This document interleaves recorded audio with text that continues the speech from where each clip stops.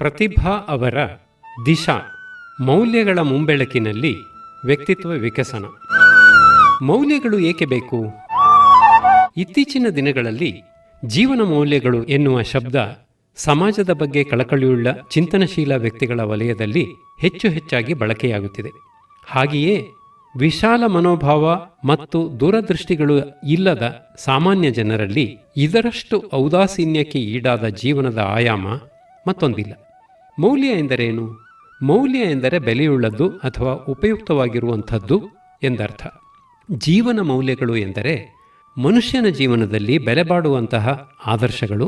ಇನ್ನೂ ಸರಿಯಾಗಿ ಹೇಳುವುದಾದರೆ ಮಾನವ ಜೀವನಕ್ಕೆ ಯಾವ ಅಂಶಗಳು ಮಹತ್ವವನ್ನು ತಂದುಕೊಡುತ್ತವೆಯೋ ಅವೇ ಜೀವನ ಮೌಲ್ಯಗಳು. ನಮ್ಮ ಜೀವನಕ್ಕೆ ಬೆಲೆ ತಂದುಕೊಡುವಂತಹ ಅಂಶಗಳು ಯಾವುವು? ಎಣೆಯಿಲ್ಲದ ಶ್ರೀಮಂತಿಕೆಯೇ? ಅನುಪಮ ಸೌಂದರ್ಯವೇ? ಕಣ್ಣು ಕೋರೈಸುವ ವಸ್ತ್ರಾಭರಣಗಳೇ? ಇತರರನ್ನು ದಮನ ಮಾಡಬಲ್ಲ ದೈಹಿಕ ಶಕ್ತಿಯೇ? ಅನ್ಯರನ್ನು ಅಂಕೆಯಲ್ಲಿ ಇಟ್ಟುಕೊಳ್ಳಬಲ್ಲ ಅಧಿಕಾರ ಬಲವೇ? ಇತರರನ್ನು ಬೆರಗುಗೊಳಿಸಬಲ್ಲ ಪಾಂಡಿತ್ಯವೇ? ಅಭಿಮಾನಿಗಳ ಆರಾಧನೆಯನ್ನು ಒದಗಿಸಬಲ್ಲ ಕಲಾಪ್ರೌಢಿಮೆಯೇ? ಪರರ ಮೆಚ್ಚುಗೆಯ ಪ್ರತೀಕವಾದ ಪ್ರಸಿದ್ಧಿಯೇ? ಹಿಡಿದ ಕಾರ್ಯವನ್ನು ಸಾಧಿಸಬಲ್ಲ ಕೌಶಲವೇ? ನಿಸ್ಸಂಶಯವಾಗಿ ಈ ಒಂದೊಂದು ಅಂಶವೂ ನಮ್ಮ ಜೀವನಕ್ಕೆ ಕೆಲಮಟ್ಟಿನ ಬೆಲೆಯನ್ನು ತಂದುಕೊಡುತ್ತವೆ. ಆದರೆ ನಮ್ಮ ಬಾಳಿಗೊಂದು ಘನತೆ ಬರಬೇಕಾದರೆ, ಬದುಕಿನಲ್ಲಿ ಸಾರ್ಥಕತೆ ಮೂಡಬೇಕಾದರೆ ಇದಕ್ಕಿಂತ ಹೆಚ್ಚಿನ ಅಂಶಗಳನ್ನು ನಮ್ಮ ಜೀವನದಲ್ಲಿ ನಾವು ರೂಢಿಸಿಕೊಳ್ಳಬೇಕು. ಈ ಅಂಶಗಳ ಸಮೂಹವನ್ನೇ ಜೀವನ ಮೌಲ್ಯಗಳು ಎನ್ನುತ್ತಾರೆ. ಪ್ರಾಮಾಣಿಕತೆ, ಆತ್ಮವಿಶ್ವಾಸ, ಸಕಾರಾತ್ಮಕ ದೃಷ್ಟಿಕೋನ, ಸಮಯ ಪರಿಪಾಲನೆ, ಆರ್ಥಿಕ ಶುಚಿತ್ವ, ಔಚಿತ್ಯ ಪ್ರಜ್ಞೆ ಇವೇ ಮೊದಲಾದ ಸದ್ಗುಣಗಳು. ಹೀಗೆ ಜೀವನ ಮೌಲ್ಯಗಳ ಪಟ್ಟಿ ನಿಜಕ್ಕೂ ಸುದೀರ್ಘವಾದುದು. ಸದ್ಗುಣ ಸದಾಚಾರಗಳೇ ಜೀವನ ಮೌಲ್ಯಗಳ ವ್ಯಕ್ತರೂಪ ಎಂದು ಸಂಕ್ಷಿಪ್ತವಾಗಿ ಹೇಳಬಹುದು. ನಮ್ಮೊಳಗೆ ರೂಢ ಮೂಲವಾಗಿರುವ ಮೌಲ್ಯಗಳು ನಮ್ಮ ವ್ಯಕ್ತಿತ್ವವನ್ನು ಪ್ರತಿನಿಧಿಸುತ್ತವೆ. ಜೀವನ ಮೌಲ್ಯಗಳನ್ನು ನಮ್ಮ ಜೀವನದಲ್ಲಿ ಸೇರಿಸಿಕೊಳ್ಳುವುದರಿಂದ ನಮಗೆ ದೊರೆಯುವ ಲಾಭವೇನು? ಮೊದಲನೆಯದಾಗಿ ಈ ಮೌಲ್ಯಗಳು ನಮ್ಮ ಬದುಕಿಗೆ ಒಂದು ಛಂದಸ್ಸನ್ನು ತಂದುಕೊಡುತ್ತವೆ, ಚೌಕಟ್ಟನ್ನು ಒದಗಿಸುತ್ತವೆ. ನೀತಿ ನಿಯಮಗಳ ಕಟ್ಟಿಲ್ಲದೆ ಸ್ವಚ್ಛಂದವಾಗಿ ಜೀವನ ನಡೆಸಿ ಸರಿಪಡಿಸಲಾಗದ ಅಪಘಾತಗಳಿಗೆ ಒಳಗಾಗುವ ಜನ ಎಷ್ಟಿಲ್ಲ. ಮೇಲ್ನೋಟಕ್ಕೆ ಅವರ ಜೀವನ ಕ್ರಮ ಅನಾಯಾಸಕರವಾಗಿದೆ, ಆಕರ್ಷಕವಾಗಿದೆ ಎಂಬಂತೆ ಕಂಡುಬಂದರೂ ಅದರ ಪರಿಣಾಮ ಮಾತ್ರ ಭಯಾನಕವಾಗಿರುತ್ತದೆ. ಆದರೆ ಮೌಲ್ಯಗಳನ್ನು ಅಭ್ಯಾಸ ಮಾಡುತ್ತಾ ಎಂತಹ ಪರಿಸ್ಥಿತಿಯಲ್ಲೂ ಅವುಗಳನ್ನು ಕಷ್ಟಪಟ್ಟಾದರೂ ಪಾಲಿಸುವವರ ಬದುಕು ಮೇಲ್ನೋಟಕ್ಕೆ ಕಠಿಣ ಎಂಬಂತೆ ತೋರಿದರೂ ಅದರ ಫಲ ಶ್ರೇಯಸ್ಕರವಾಗಿರುತ್ತದೆ. ಅಂತರಂಗದ ಸ್ವಚ್ಛತೆ, ಸಂದಿಗ್ಧಗಳು ಇಲ್ಲದ ಮನಸ್ಥಿತಿ, ಯಾರ ಕಣ್ಣುಗಳಲ್ಲಿ ಬೇಕಾದರೂ ತಮ್ಮ ದೃಷ್ಟಿಯನ್ನು ನೆಟ್ಟು ನೇರವಾಗಿ ವ್ಯವಹರಿಸಬಲ್ಲ ಧೀರತೆ, ಇವುಗಳನ್ನಂತೂ ಮೌಲ್ಯಗಳನ್ನು ಪಾಲಿಸುವವರು ನಿಶ್ಚಯವಾಗಿ ಪಡೆದುಕೊಳ್ಳುತ್ತಾರೆ. ಆದರೆ ದಿನಂಪ್ರತಿ ಹಲವಾರು ಜನ ಈ ಮೌಲ್ಯಗಳನ್ನು ಬದಿಗೊತ್ತಿ ಅನುಚಿತ ಮಾರ್ಗವನ್ನೇ ಅನುಸರಿಸಿ ತಮಗೆ ಬೇಕಾದುದನ್ನು ಬೇಗ ಬೇಗ ಸಾಧಿಸಿಕೊಳ್ಳುತ್ತಿಲ್ಲವೇ? ಸಮಾಜ ಗೌರವಿಸುವುದು ಯಶಸ್ಸನ್ನೇ ವಿನಾ ಅದನ್ನು ಪಡೆದುಕೊಳ್ಳಲು ಅನುಸರಿಸಿದ ಮಾರ್ಗವನ್ನಲ್ಲ ಅಲ್ಲವೇ ಎನ್ನುವ ಪ್ರಶ್ನೆಗಳು ಯುವಜನತೆಯನ್ನು ಕಾಡುತ್ತಿದ್ದರೆ ಅದು ಸಹಜವೇ ಆಗಿದೆ. ಈಗ ಕೆಲವು ಪ್ರಶ್ನೆಗಳನ್ನು ನಮಗೆ ನಾವೇ ಹಾಕಿಕೊಳ್ಳೋಣ. ಇತರರು ನಮ್ಮ ಬಳಿ ಸುಳ್ಳು ಹೇಳಿ ತಮ್ಮ ಕಾರ್ಯವನ್ನು ಸಾಧಿಸಿಕೊಂಡರೆ ನಮಗೇನೆನ್ನಿಸುತ್ತದೆ? ಇತರರಿಂದ ವಿಶ್ವಾಸದ್ರೋಹಕ್ಕೆ ಒಳಗಾಗಲು ನಾವು ಬಯಸುತ್ತೇವೆಯೇ? ಇತರರು ನಮ್ಮನ್ನು ಅಗೌರವವಾಗಿ ನಡೆಸಿಕೊಂಡರೆ ನಮಗೆ ಹಿತವೆನ್ನಿಸುತ್ತದೆಯೇ? ನಮ್ಮ ವಸ್ತುವನ್ನು ಪರರು ಅಪಹರಿಸಿದರೆ ನಮಗದು ಸಹ್ಯವಾಗುತ್ತದೆಯೇ? ಈ ಪ್ರಶ್ನೆಗಳಿಗೆ ನಮ್ಮ ಅಂತರಂಗದ ಪ್ರಾಮಾಣಿಕ ಉತ್ತರವನ್ನು ಕೇಳಿದರೆ ಸಾಕು, ಮೌಲ್ಯಗಳನ್ನು ಅನುಸರಿಸಬೇಕೇ ಬೇಡವೇ ಎಂಬ ಸಂಶಯ ಮಾಯವಾಗುತ್ತದೆ. ರಾಜ ಭರ್ತೃಹರಿ ತನ್ನ ನೀತಿ ಶತಕದಲ್ಲಿ ಹೀಗೆ ಹೇಳುತ್ತಾನೆ: ಏತೇ ಸತ್ಪುರುಷಾಃ ಪರಾರ್ಥ ಘಟಕಾಃ ಸ್ವಾರ್ಥಾನ್ ಪರಿತ್ಯಜ್ಯಯೇ ಸಾಮಾನ್ಯಾಸ್ತು ಪರಾರ್ಥ ಮುದ್ಯಮಭೃತಃ ಸ್ವಾರ್ಥ ಅವಿರೋಧೇನ ಯೇ ತೇಮೀ ಮಾನವ ರಾಕ್ಷಸಾಃ ಪರಹಿತಂ ಸ್ವಾರ್ಥಾಯ ನಿಘ್ನಂತಿಯೇ ಏತು ಘ್ನಂತಿ ನಿರರ್ಥಕಂ ಪರಹಿತಂ ತೇಕೇನ ಜಾನೀಮಹೇ. ಎಂದರೆ ತಮ್ಮ ಹಿತವನ್ನು ಕಡೆಗಣಿಸಿ ಇತರರ ಅಭ್ಯುದಯಕ್ಕಾಗಿ ಶ್ರಮಿಸುವ ಜನರು ಇರುತ್ತಾರೆ. ಅವರು ಸತ್ಪುರುಷರು. ಇನ್ನು ಕೆಲವರು ತಮ್ಮ ಹಿತವನ್ನು ಬಲಿಗೊಡಬೇಕಾಗಿಲ್ಲದೆ ಹೋದರೆ ಇತರರ ಒಳಿತಿಗಾಗಿ ಶ್ರಮಿಸುತ್ತಾರೆ. ಇವರು ಸಾಮಾನ್ಯರು. ಮತ್ತೆ ಕೆಲವರು ತಮ್ಮ ಏಳಿಗೆಯನ್ನು ಸಾಧಿಸಿಕೊಳ್ಳುವುದಕ್ಕಾಗಿ ಇತರರ ಹಿತವನ್ನು ನಾಶ ಮಾಡುತ್ತಾರೆ. ಇಂಥವರು ಮಾನವ ರಾಕ್ಷಸರು. ಇನ್ನೂ ಕೆಲವರು ತಮಗೆ ಯಾವ ಲಾಭವೂ ಇಲ್ಲದೇ ಇದ್ದರೂ ಇತರರಿಗೆ ಹಾನಿಯನ್ನು ಉಂಟುಮಾಡುತ್ತಾರೆ. ಇವರನ್ನು ಏನೆಂದು ಕರೆಯಬೇಕೋ ತಿಳಿಯುತ್ತಿಲ್ಲ ಎಂದರ್ಥ. ಸಮಾಜದಲ್ಲಿ ಮೊದಲೆರಡು ವರ್ಗದ ಜನ ಹೆಚ್ಚಿನ ಸಂಖ್ಯೆಯಲ್ಲಿದ್ದಾಗ ಅದು ಸುವರ್ಣಯುಗದಲ್ಲಿದೆ ಎಂದೇ ತಿಳಿಯಬೇಕು. ಆದರೆ ಕೊನೆಯ 2 ವರ್ಗದ ಜನ ಹೆಚ್ಚಾದಾಗ ಸಮಾಜ ಒಳಗಿನಿಂದ ಕೊಳೆಯುತ್ತಿದೆ ಎಂದೇ ಅರ್ಥ. ಇದನ್ನು ಗಮನಿಸಿಯೇ ಇಂದು ರಾಷ್ಟ್ರದ ಯೋಜನೆಗಳನ್ನು ರೂಪಿಸುವ ಚಿಂತಕರು ಮತ್ತು ಬುದ್ಧಿಜೀವಿಗಳು ಒಬ್ಬ ವ್ಯಕ್ತಿಯನ್ನು ಅಳೆಯಲು ಬೇರೆಯೇ ಮಾಪಕಗಳನ್ನು ಆವಿಷ್ಕರಿಸುತ್ತಿದ್ದಾರೆ. ಹಿಂದೆ ಶಾಲಾ ಕಾಲೇಜುಗಳ ವಿದ್ಯಾಭ್ಯಾಸವನ್ನು ಪೂರೈಸಿದ ವಿದ್ಯಾರ್ಥಿಗೆ ಸರ್ಟಿಫಿಕೇಟ್ ದೊರೆಯುತ್ತಿದ್ದುದು ಅವನು ಪರೀಕ್ಷೆಗಳಲ್ಲಿ ಗಳಿಸಿದ ಅಂಕಗಳನ್ನು ಆಧರಿಸಿ ಮಾತ್ರವೇ. ಉದ್ಯೋಗವನ್ನು ಅರಸಿ ಬಂದ ಯುವಕರಿಗೆ ಕೆಲಸ ದೊರೆಯುತ್ತಿದ್ದುದು ಅವರ ಅಂಕಪಟ್ಟಿಯ ಮತ್ತು ಬುದ್ಧಿಮತ್ತೆಯ ಆಧಾರದ ಮೇಲೆ ಮಾತ್ರವೇ. ಆದರೆ ಇಂದು ಪರಿಸ್ಥಿತಿ ಬದಲಾಗಿದೆ. ಈಗ ವಿದ್ಯಾಸಂಸ್ಥೆಗಳು ತಮ್ಮ ವಿದ್ಯಾರ್ಥಿಗೆ ಸರ್ಟಿಫಿಕೇಟ್ ಮತ್ತು ಗ್ರೇಡುಗಳನ್ನು ನೀಡುವಾಗ ತನ್ನ ಮತ್ತು ಸಮಾಜದ ಕುರಿತ ಅವನ ಮನೋಭಾವವನ್ನು ಗಮನಕ್ಕೆ ತೆಗೆದುಕೊಳ್ಳಬೇಕು ಎನ್ನುವ ನೀತಿಯನ್ನು ರೂಪಿಸಲಾಗುತ್ತಿದೆ. ನೌಕರಿ ನೀಡುವ ಸಂಸ್ಥೆಗಳಂತೂ ಅಭ್ಯರ್ಥಿಯ ನಡವಳಿಕೆಯನ್ನು ಅತ್ಯಂತ ಸೂಕ್ಷ್ಮವಾಗಿ ಪರೀಕ್ಷಿಸುತ್ತಿವೆ. ಹೀಗಿರುವಾಗ ನಮ್ಮ ವ್ಯಾವಹಾರಿಕ ಜೀವನದ ಯಶಸ್ಸಿಗೂ ಜೀವನ ಮೌಲ್ಯಗಳನ್ನು ಪಾಲಿಸುವುದು ಮುಖ್ಯವಾಗುತ್ತಿದೆ ಅಲ್ಲವೇ? ಈಗ ಮೊದಲನೆಯ ಜೀವನ ಮೌಲ್ಯ ಧೈರ್ಯ. ಹಾಲೆಂಡ್ ದೇಶದಲ್ಲಿ ಹಾರ್ಲೆಮ್ ಎನ್ನುವುದೊಂದು ಊರು. ಅಲ್ಲೊಬ್ಬ 8 ವರ್ಷದ ಪುಟ್ಟ ಬಾಲಕನಿದ್ದ. ಅವನ ಹೆಸರು ಹ್ಯಾನ್ಸ್ ಬ್ರಿಂಕರ್. ಹಾರ್ಲೆಮ್ ತಗ್ಗಿದ ಪ್ರದೇಶವಾದ್ದರಿಂದ ಊರೊಳಗೆ ನೀರು ನುಗ್ಗದಂತೆ ಅಲ್ಲಿನ ಜಲಾಶಯಕ್ಕೆ ಎತ್ತರದ ಅಡ್ಡಗೋಡೆಗಳನ್ನು ಕಟ್ಟಲಾಗಿತ್ತು. ಆ ಗೋಡೆಗಳ ಒಳಗೆ ಹಲವಾರು ಓಕ್ ಮರದ ತೂಬುಗಳನ್ನು ಅಳವಡಿಸಲಾಗಿತ್ತು. ಈ ತೂಬುಗಳನ್ನು ಪ್ರತಿದಿನ ತೆರೆದು ನಾಲೆಗಳಿಗೆ ಬೇಕೆಂಬಷ್ಟು ನೀರು ಬಿಡುವುದು, ಸಂಜೆ ಮರೆಯದೆ ಅವುಗಳನ್ನು ಮುಚ್ಚುವುದು ಹ್ಯಾನ್ಸ್ನ ತಂದೆಯ ಕೆಲಸ. ಅದೊಂದು ಸಂಜೆ ಕತ್ತಲು ಆವರಿಸುತ್ತಿದೆ. ಸ್ನೇಹಿತನೊಬ್ಬನ ಮನೆಗೆ ಹೋಗಿದ್ದ ಹ್ಯಾನ್ಸ್ ತನ್ನ ಮನೆಗೆ ಹಿಂತಿರುಗುತ್ತಿದ್ದಾನೆ. ಜಲಾಶಯದ ದಾರಿಯಲ್ಲಿ ಬರುವಾಗ ಅವನಿಗೆ ಹತ್ತಿರದಲ್ಲೆಲ್ಲೋ ನೀರು ಬೀಳುತ್ತಿರುವ ಸದ್ದು ಕೇಳಿಸಿತು. ಆ ನಸುಗತ್ತಲಲ್ಲಿ ಅವನು ಓಡಿ ಹೋಗಿ ತೂಬುಗಳನ್ನು ಪರೀಕ್ಷಿಸಿದ. ಒಂದು ತೂಬಿನಲ್ಲಿ ಸಣ್ಣ ತೂತೊಂದರ ಮೂಲಕ ನೀರು ರಭಸವಾಗಿ ಹೊರನುಗ್ಗುತ್ತಿತ್ತು. ಗಾಬರಿಗೊಂಡ ಹ್ಯಾನ್ಸ್ ತಕ್ಷಣ ತನ್ನ ಕೈಬೆರಳೊಂದನ್ನು ತೂತಿನೊಳಗೆ ತೂರಿಸಿ ಆ ತೂತನ್ನು ಮುಚ್ಚಿದ. ನೀರು ಹೊರಬೀಳುವುದು ನಿಂತಿತು. ಅವನು ಈಗ ಸುತ್ತಮುತ್ತ ನೋಡಿ ಕೂಗಿದ, ಯಾರಾದರೂ ಬೇಗ ಬನ್ನಿ, ತೂಬಿನಲ್ಲಿ ತೂತಾಗಿದೆ, ಬೇಗ ಬೇಗ ಬನ್ನಿ. ಆದರೆ ಅದಾಗಲೇ ಜನರೆಲ್ಲ ತಮ್ಮ ಮನೆಗಳನ್ನು ಸೇರಿಯಾಗಿತ್ತು. ಜಲಾಶಯದ ಸುತ್ತಲ ಪ್ರದೇಶದಲ್ಲಿ ಯಾರೂ ಇರಲಿಲ್ಲ. ಕ್ರಮೇಣ ರಾತ್ರಿ ಗಾಢವಾಗಲಾರಂಭಿಸಿತು. ಕಾಳ ಕತ್ತಲೆ, ಕೊರೆಯುವ ಚಳಿ, ನಿರ್ಜನ ತಾಣ. ಚಿಕ್ಕ ಹುಡುಗ ಹ್ಯಾನ್ಸ್ಗೆ ಬಹಳ ಭಯವಾಯಿತು. ಅಳು ಬಂತು. ಬಹಳ ಹೊತ್ತಿನವರೆಗೆ ತೂತನ್ನು ಮುಚ್ಚಿದ್ದ ಬೆರಳು ಮರಗಟ್ಟಿ ಹೋಗಿತ್ತು. ಕೈ ನೋವು ಬೇರೆ. ಆದರೆ ತಾನು ಊರೊಳಗೆ ಹೋಗಿ ದೊಡ್ಡವರಿಗೆ ವಿಷಯ ತಿಳಿಸಿ ಅವರನ್ನು ಕರೆದುಕೊಂಡು ಬರುವ ವೇಳೆಗೆ ಅನಾಹುತ ಸಂಭವಿಸಿಯೇ ಬಿಟ್ಟಿರುತ್ತದೆ. ತಮ್ಮೂರಿನ ಗದ್ದೆಗಳನ್ನು, ತನ್ನ ಅಮ್ಮನ ಪಕ್ಕ ಈಗ ಬೆಚ್ಚಗೆ ಮಲಗಿರುವ ಪುಟ್ಟ ತಮ್ಮ ತಂಗಿಯರನ್ನು ನೀರು ಕಬಳಿಸಿ ಬಿಡುತ್ತದೆ. ಹ್ಯಾನ್ಸ್ ಹೇಗೋ ಧೈರ್ಯ ತಂದುಕೊಂಡು ರಾತ್ರಿಯನ್ನು ಅಲ್ಲಿಯೇ ಕಳೆಯಲು ನಿರ್ಧರಿಸಿದ. ಬೆಳಗಾಯಿತು. ಹ್ಯಾನ್ಸ್ ಅರೆಜೀವವಾಗಿ ಬಿಟ್ಟಿದ್ದ. ದಾರಿ ಹೋಕನೊಬ್ಬ ಇವನನ್ನು ಕಂಡು ಪರಿಸ್ಥಿತಿಯನ್ನು ಅರ್ಥ ಮಾಡಿಕೊಂಡು ಓಡಿ ಹೋಗಿ ಊರವರಿಗೆ ಸುದ್ದಿ ಮುಟ್ಟಿಸಿದ. ತಕ್ಷಣ ತೂಬನ್ನು ದುರಸ್ತಿ ಮಾಡುವವರನ್ನು ಕರೆದುಕೊಂಡು ಊರ ಹಿರಿಯರೆಲ್ಲ ಬಂದರು.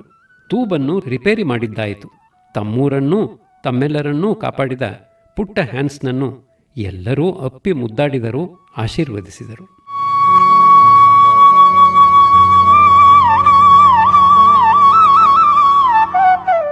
ಧೀರ ಹ್ಯಾನ್ಸ್ ಬ್ರಿಂಕರ್ ದಂತಕಥೆಯಾಗಿ ಹೋದ. ಹಾಲೆಂಡಿನ ಜನಪದ ಕಥೆಗಳಲ್ಲಿ, ಲಾವಣಿಗಳಲ್ಲಿ ಹ್ಯಾನ್ಸ್ ಇನ್ನೂ ಬದುಕಿದ್ದಾನೆ. ಅಷ್ಟೇ ಏಕೆ, ಅಮೆರಿಕಾ ದೇಶದ ಶಾಲೆಗಳಲ್ಲೂ ಮಕ್ಕಳಿಗೆ ಹ್ಯಾನ್ಸ್ನ ಕಥೆಯನ್ನು ಹೇಳಲಾಗುತ್ತದೆ. ಕತೆ ಹೇಳಿದ ಮೇಲೆ ಶಿಕ್ಷಕರು ಮಕ್ಕಳಿಗೆ ಹೇಳುತ್ತಾರಂತೆ, ಹ್ಯಾನ್ಸ್ ಹಾಲೆಂಡಿನ ಜನರಿಗೆ ಎಂಥ ಸ್ಫೂರ್ತಿಯ ಸೆಲೆಯಾಗಿದ್ದಾನೆಂದರೆ, ಆ ದೇಶದ ರಾಜನೀತಿಯಲ್ಲಾಗಲಿ, ಘನತೆಯಲ್ಲಾಗಲಿ, ಸಾರ್ವಜನಿಕರ ಸುರಕ್ಷತೆಯ ವ್ಯವಸ್ಥೆಯಲ್ಲಾಗಲಿ ಸಣ್ಣದೊಂದು ಬಿರುಕು ಕಂಡರೆ ಸಾಕು, ಕೂಡಲೇ ಮಿಲಿಯಗಟ್ಟಲೆ ಬೆರಳುಗಳು ಯಾವುದೇ ಬೆಲೆಯನ್ನು ತೆತ್ತಾದರೂ ಸರಿಯೇ ಆ ಬಿರುಕನ್ನು ಮುಚ್ಚಲು ಸಿದ್ಧವಾಗುತ್ತವೆ.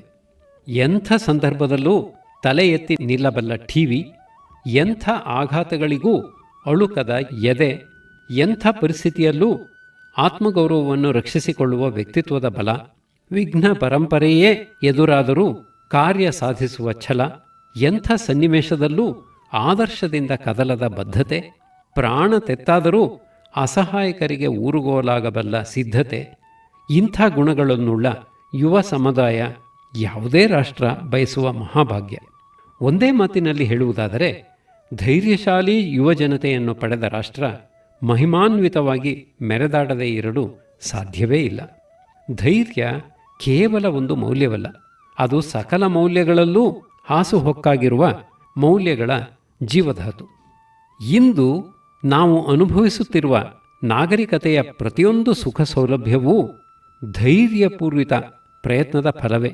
ವೈಭವಪೂರ್ಣ ಸೌಧಗಳು, ವೈಜ್ಞಾನಿಕ ಆವಿಷ್ಕಾರಗಳು, ಕಾರ್ಖಾನೆಗಳ ಉತ್ಪನ್ನಗಳು, ವೇಗಶಾಲಿಯಾದ ಸಂಪರ್ಕ ಸಂಚಾರ ಸಾಧನಗಳು, ನಾವು ಅನುಭವಿಸುತ್ತಿರುವ ಸ್ವಾತಂತ್ರ್ಯ, ನಮ್ಮನ್ನು ರಕ್ಷಿಸುತ್ತಿರುವ ಕಾನೂನು ವ್ಯವಸ್ಥೆ, ಇವೆಲ್ಲದರ ಹಿನ್ನೆಲೆಯಲ್ಲಿ ಮಾನವ ಜನಾಂಗದ ಧೀರ ಮನೋಭಾವ ಬೆನ್ನೆಲುಬಾಗಿ ನಿಂತಿದೆ. ಧೈರ್ಯ ಎಂದರೆ ಸಾಮಾನ್ಯವಾಗಿ ಶತ್ರುಗಳನ್ನು ಸದೆಬಡಿಯುವ, ಕ್ರೂರ ಮೃಗಗಳೊಡನೆ ಸೆಣಸುವ, ಪರ್ವತಾರೋಹಣವೇ ಮೊದಲಾದ ಅಪಾಯಕಾರಿ ಸಾಹಸಗಳನ್ನು ಕೈಗೊಳ್ಳುವ ಸಾಮರ್ಥ್ಯ ಎನ್ನುವ ಅರ್ಥವೇ ಚಾಲ್ತಿಯಲ್ಲಿದೆ. ನಿಜಕ್ಕೂ ಇವೆಲ್ಲ ಧೀರತೆಯ ದ್ಯೋತಕಗಳೇ. ಇವು ಧೈರ್ಯದ ಸ್ಥೂಲ ರೂಪಗಳು. ಧೈರ್ಯ ಇಷ್ಟಕ್ಕೆ ಸೀಮಿತವಾಗಿದ್ದರೆ ಅದು ಯೋಧರು, ಸಾಹಸಿಗಳೇ ಮೊದಲಾದ ಕೆಲವೇ ಜನರಿಗೆ ಅಗತ್ಯವಾದ ಗುಣ ಎನಿಸಿಕೊಳ್ಳುತ್ತಿತ್ತು. ಆದರೆ ಧೈರ್ಯದ ಅವಶ್ಯಕತೆಯ ಹರಹು ಎಷ್ಟೊಂದು ವಿಸ್ತಾರವಾದುದೆಂದರೆ ಅದು ಮನುಷ್ಯ ಜೀವನದ ಸೂಕ್ಷ್ಮಾತಿ ಸೂಕ್ಷ್ಮ ವಿವರಗಳಲ್ಲೂ ವ್ಯಾಪಿಸಿಕೊಂಡಿದೆ. ಎಲ್ಲ ಗುಣ ಅರ್ಹತೆಗಳಿದ್ದೂ ಧೈರ್ಯ ಹೊಂದಿಲ್ಲದ ಕಾರಣ ಉಸಿರುಗಟ್ಟಿ ಬದುಕುತ್ತಿರುವ ಎಷ್ಟು ಜನರಿಲ್ಲ. ಆದ್ದರಿಂದಲೇ ಧೈರ್ಯ ಬದುಕಿನಲ್ಲಿ ಯಶಸ್ಸು ಕಾಣಬೇಕೆನ್ನುವ ಎಲ್ಲರಲ್ಲೂ ಇರಲೇಬೇಕಾಗುವ ಒಂದು ವಿಶಿಷ್ಟ ಗುಣ. ನಮ್ಮ ಜೀವನದಲ್ಲಿ ಕಾಣಬರುವ ಧೈರ್ಯದ ವಿವಿಧ ಆವಿರ್ಭಾವಗಳನ್ನು ಗುರುತಿಸಿ ಅಭಿವೃದ್ಧಿಪಡಿಸಿಕೊಳ್ಳುವುದೊಂದು ಸಾರ್ಥಕ ಕೆಲಸ. ಸತ್ಯ, ಪ್ರಾಮಾಣಿಕತೆಯೇ ಮೊದಲಾದ ನೈತಿಕ ಮೌಲ್ಯಗಳನ್ನು ದೈನಂದಿನ ಜೀವನದಲ್ಲಿ ಪಾಲಿಸಿಕೊಂಡು ಬರಲು ಅಪಾರವಾದ ಧೈರ್ಯ ಬೇಕು. ಮೌಲ್ಯಗಳನ್ನು ಮೀರಿ ಅಥವಾ ಉಪೇಕ್ಷಿಸಿ ಕಾರ್ಯಸಾಧನೆ ಮಾಡಿಕೊಳ್ಳುವ ನೂರಾರು ಜನರ ಮಧ್ಯೆ ಅವನ್ನು ಪಾಲಿಸುವುದು ಎಷ್ಟು ಕಷ್ಟ. ಆದ್ದರಿಂದ ನೈತಿಕ ಮೌಲ್ಯಗಳನ್ನು ಪಾಲಿಸಲು ನಮಗೆ ಇರಬೇಕಾದ ಅರ್ಹತೆ ಧೈರ್ಯ. ಸಾಂಪ್ರದಾಯಿಕ ಆಲೋಚನೆಗಳಿಗೆ ಬದಲಾಗಿ ಹೊಸದಾದ ಆಲೋಚನೆಗಳನ್ನು ಮಾಡಲು ಮತ್ತು ಅವನ್ನು ಪ್ರಚಾರ ಮಾಡಲು ಧೈರ್ಯ ಬೇಕು. ಪರಂಪರೆಯಿಂದ ಬಂದ ಕಲಾ ಪ್ರಕಾರಗಳಲ್ಲಿ ನೂತನ ಪ್ರಯೋಗಗಳನ್ನು ಮಾಡಲು, ಹೊಸ ಕಲಾ ಪ್ರಕಾರಗಳನ್ನು ಹುಟ್ಟುಹಾಕಲು, ವೈಜ್ಞಾನಿಕ ಸಂಶೋಧನೆಗಳನ್ನು ಕೈಗೊಳ್ಳಲು, ಸಮಾಜ ಚಿಂತನೆಯ ದಿಕ್ಕಿಗೆ ಹೊಸ ತಿರುವು ನೀಡಲು ಬೇಕಾದ ಗುಣ ಧೈರ್ಯ. ಬ್ರಿಟಿಷ್ ಪ್ರಧಾನಿ ವಿನ್ಸ್ಟನ್ ಚರ್ಚಿಲ್ ಹೇಳಿದರು, ಎದ್ದು ನಿಂತು ಮಾತನಾಡುವ ಸಾಮರ್ಥ್ಯ ಧೈರ್ಯ ಎನಿಸಿಕೊಳ್ಳುತ್ತದೆಯಾದರೆ ಕುಳಿತು ಕೇಳಿಸಿಕೊಳ್ಳುವ ಸಾಮರ್ಥ್ಯವನ್ನೂ ಧೈರ್ಯ ಎಂದೇ ಕರೆಯಬೇಕಾಗುತ್ತದೆ ಎಂದು. ಹೆದರಿಕೆ ಹಿಂಜರಿಕೆಗಳಿಂದ ಹೊರಬಂದು ನಾಲ್ಕಾರು ಜನರ ಸಮ್ಮುಖದಲ್ಲಿ ನಮ್ಮ ಅಭಿಪ್ರಾಯಗಳನ್ನು ಮಂಡಿಸಲು ಎಷ್ಟು ಧೈರ್ಯ ಬೇಕೋ, ಕಟು ಸತ್ಯಗಳನ್ನು, ಭಿನ್ನ ಚಿಂತನೆಗಳನ್ನು ತಾಳ್ಮೆಯಿಂದ ಕೇಳಿಸಿಕೊಳ್ಳಲು ಅಷ್ಟೇ ಧೈರ್ಯ ಬೇಕು. ಭಯವಿಲ್ಲದ ಮಾನಸಿಕ ಸ್ಥಿತಿಯೇ ಧೈರ್ಯ ಎನ್ನುವುದು ಆದರ್ಶ. ಆದರೆ ಜೀವನದಲ್ಲಿ ಒಂದಲ್ಲ ಒಂದು ಸಾರಿ, ಒಂದಲ್ಲ ಒಂದು ರೀತಿಯ ಭಯವನ್ನು ಅನುಭವಿಸದವರು ಯಾರಿದ್ದಾರೆ? ಆದ್ದರಿಂದ ಭಯವನ್ನು ಮೆಟ್ಟಿ ನಿಂತು ಮುನ್ನುಗ್ಗಿ ಗುರಿ ಮುಟ್ಟಲು ಇರಬೇಕಾದ ಮಾನಸಿಕ ಸಿದ್ಧತೆಯನ್ನೇ ಧೈರ್ಯ ಎಂದು ಕರೆದರೆ ತಪ್ಪಾಗಲಾರದು.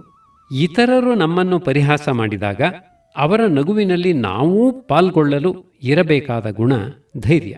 100 ಸೋಲುಗಳು ಎದುರಾದರೂ ಕೈಗೊಂಡ ಕಾರ್ಯವನ್ನು ಬಿಡದೆ ಮುಂದುವರಿಸಿಕೊಂಡು ಹೋಗಲು ಮತ್ತು ಅಪ್ರಿಯ ಸನ್ನಿವೇಶಗಳು, ವಿಫಲತೆಗಳು ನಮ್ಮನ್ನು ಕಾಡಿದಾಗಲೂ ಆತ್ಮಹತ್ಯೆಯ ಯೋಚನೆ ಬಳಿ ಸುಳಿಯದಂತೆ ನೋಡಿಕೊಳ್ಳಲು ಬೇಕು ಧೈರ್ಯ. ಗಹನವಾದ ವಿಷಯವೊಂದು ಚರ್ಚೆಗೆ ಬಂದಿದೆ ಎಂದಿಟ್ಟುಕೊಳ್ಳೋಣ. ನಾವು ಈ ಚರ್ಚೆಯಲ್ಲಿ ಭಾಗವಹಿಸಿದ್ದರೆ ನಮ್ಮ ಧೈರ್ಯದ ಪರೀಕ್ಷೆಯಾಗುವುದು ನಾವು ಅಲ್ಪಸಂಖ್ಯಾತರ ತಂಡದಲ್ಲಿದ್ದಾಗ, ನಮ್ಮ ಸಹಿಷ್ಣುತೆಯ ಪರೀಕ್ಷೆಯಾಗುವುದು ನಾವು ಬಹುಸಂಖ್ಯಾತರ ತಂಡದಲ್ಲಿ ಇದ್ದಾಗ. ಈ ಮಾತುಗಳನ್ನು ಹೇಳಿದವರು ರಾಲ್ಫ್ ಸಾಕ್ಮನ್. ಸರಿಪಡಿಸಲಾಗದ ಹಾನಿ ನಮಗುಂಟಾದಾಗ, ಮಾರಣಾಂತಿಕ ಕಾಯಿಲೆ ಮುತ್ತಿಕೊಂಡಾಗ, ಜೀವನೋತ್ಸಾಹವನ್ನು ಕಳೆದುಕೊಳ್ಳದೆ ಪರಿಸ್ಥಿತಿಗೆ ಹೊಂದಿಕೊಳ್ಳಲು ನಮ್ಮಲ್ಲಿ ಇರಲೇಬೇಕಾದ ಗುಣ ಧೈರ್ಯ. ದ್ವಂದ್ವಗಳು ಎದುರಾದಾಗ ಸಿಂಹದಂತೆ ಗರ್ಜಿಸುವವರನ್ನು, ಗಂಟಲು ಕಿತ್ತು ಹೋಗುವಂತೆ ಕಿರಿಚಿಕೊಳ್ಳುವವರನ್ನು, ಸ್ವಪ್ರತಿಷ್ಠೆಯಿಂದ ಮೆರೆದಾಡುವವರನ್ನು, ಎದೆ ಸಟಿಸಿ ನಿಷ್ಠುರವಾಗಿ ಮಾತನಾಡುವವರನ್ನು ಧೈರ್ಯಶಾಲಿಗಳು ಎಂದು ಜನ ತಿಳಿದುಕೊಂಡು ಬಿಡುತ್ತಾರೆ. ಆದರೆ ಕೇವಲ ಇವೇ ಧೈರ್ಯದ ಲಕ್ಷಣಗಳಲ್ಲ. ಎಲ್ಲರ ಹಿತವನ್ನೂ ಗಮನದಲ್ಲಿ ಇರಿಸಿಕೊಂಡು ವಿಷಯದ ಎಲ್ಲ ಮಗ್ಗುಲುಗಳನ್ನೂ ಪರಿಶೀಲಿಸಿ ಅದಕ್ಕೆ ಸಂಧಾನಕ್ಕೆ ಸಿದ್ಧರಾಗುವುದು ಕೂಡ ಧೈರ್ಯವೇ. ಧೈರ್ಯದ ಆಶ್ರಯ ಆಶಾವಾದಿಯಾದ ಮನಸ್ಸು. ವಾಸ್ತವದ ಅರಿವೇ ಇಲ್ಲದಂತೆ ಒಡ್ಡೊಡ್ಡಾಗಿ ವ್ಯಕ್ತಗೊಂಡು ಅವಘಡಗಳಲ್ಲಿ ಪರಿಣಮಿಸುವ ಧೈರ್ಯಕ್ಕೆ ಭಂಡ ಧೈರ್ಯ ಎಂದು ಹೆಸರು. ಹಾಗಾಗದಿರುವಂತೆ ಧೈರ್ಯವನ್ನು ಒಂದು ಹದದಲ್ಲಿ, ಹಾದಿಯಲ್ಲಿ, ಮಿತಿಯಲ್ಲಿ ಇಡುವ ಶಕ್ತಿಯೇ ವಿವೇಕ. ಪ್ರತಿಯೊಂದು ಪರಿಸ್ಥಿತಿಯನ್ನೂ ಎದುರಿಸಲು ನಮಗೆ ಇರಬೇಕಾದ ಮೂಲಧನವೆಂದರೆ ಧೈರ್ಯ. ಧೈರ್ಯವೊಂದನ್ನೇ ಬಂಡವಾಳವಾಗಿ ಇರಿಸಿಕೊಂಡು ಯಶಸ್ಸು ಕಂಡವರು, ಅಪಾಯ ದಾಟಿದವರು, ಅಪಾರ ಶ್ರೀಮಂತರಾದವರು ಹಲವಾರು ಜನರಿದ್ದಾರೆ. ಧೈರ್ಯವನ್ನು ಅಭ್ಯಾಸ ಮಾಡಬೇಕೆಂಬುವವರಿಗೆ ಇವರೆಲ್ಲ ಮಾದರಿ.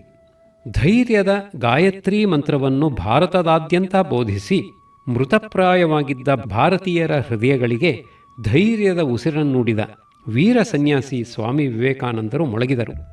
ಮಾ ಭೈಹಿ, ಮಾ ಭೈಹಿ, ಹೆದರದಿರಿ, ಹೆದರದಿರಿ. ನಮಗಿಂದು ಬೇಕಾಗಿರುವುದು ಧೀರ ನುಡಿಗಳು, ಧೀರತರ ಕಾರ್ಯಗಳು. ಭಯವೇ? ಎಂತಹ ಭಯ?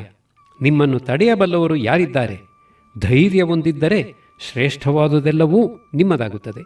ನಾನು ದ್ವೇಷಿಸುವುದೇನಾದರೂ ಇದ್ದರೆ ಅದು ಹೇಳಿತನವನ್ನು ಮಾತ್ರ.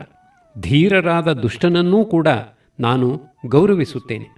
ಸ್ವಾಮೀಜಿಯವರ ಧೀರತೆಯ ಸಂದೇಶ ಅಂದು ಸಾವಿರಾರು ವೀರರನ್ನು ಸೃಷ್ಟಿಸಿತು. ಎಂಥ ಹೇಡಿಯೂ ಸ್ವಇಚ್ಛೆಯಿಂದ ರಣವೀಳ್ಯವನ್ನು ಸ್ವೀಕರಿಸುವ ಪರಾಕ್ರಮಿಯಾಗುವಂತೆ ಪರಿವರ್ತಿಸಬಲ್ಲ ಶಕ್ತಿ ಅವರ ನುಡಿಗಳಿಗೆ ಇವೆ. ಇನ್ನೂ ಅವುಗಳ ಪ್ರಭಾವ, ಪ್ರಕಾಶ ಕುಂದಿಲ್ಲ. ಧೀರರಾಗಬೇಕೆಂದು ಹೊರಟವರನ್ನೆಲ್ಲ ಅವು ತೆರೆದ ಹೃದಯದಿಂದ ಸ್ವಾಗತಿಸುತ್ತಿವೆ. ಆ ಸ್ವಾಗತದ ಉಕ್ತಿಗಳು ಕೇಳಿಸುತ್ತಿವೆಯೇ?